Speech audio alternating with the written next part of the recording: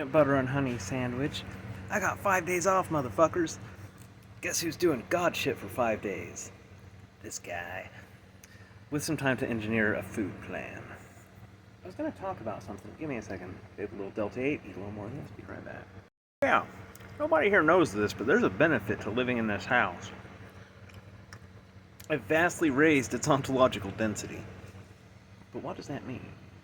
It means that weak-minded or nefarious people are just going to be repelled by it. It's not like a force field, like a determined person who wanted to get in here and fuck some shit up definitely could. But it's more like just, how do I put it? When like a weak-minded person enters into a reality that is of a higher ontological density than themselves, they just sort of get this vague sense that they're at a disadvantage. And that sense is correct because everything around them is more real than they are.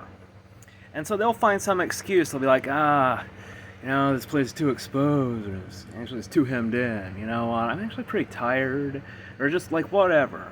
But they're just not going to trespass upon it. Like somebody of like a typical level of ontological density for the human universe, if they're going to start some shit at random, it will be randomly elsewhere. Lord benefits. So, it's also got me thinking, it's funny, after that lady barged her way in here, that is when I started doing the god shit again, and I realized that's part of my motivation. I am so unaccustomed to somebody being able to fucking intrude on my space. To have the ability. It riled me up a little, so, I made sure that's not gonna fucking happen again. You can't walk in God's house with your nonsense, motherfucker. You can't. You're too weak. You're not real enough. So things are going great for good old Ray. It's similar to the way, I leave quarters and dimes and pennies on fire hydrants in the middle of town, in the middle of Kansas City, with people who are finely tuned coin-seeing machines. They somehow don't see them for months, and then I just go pick them up, put them back in my equation. It's kind of like what Doctor Who would call a perception filter.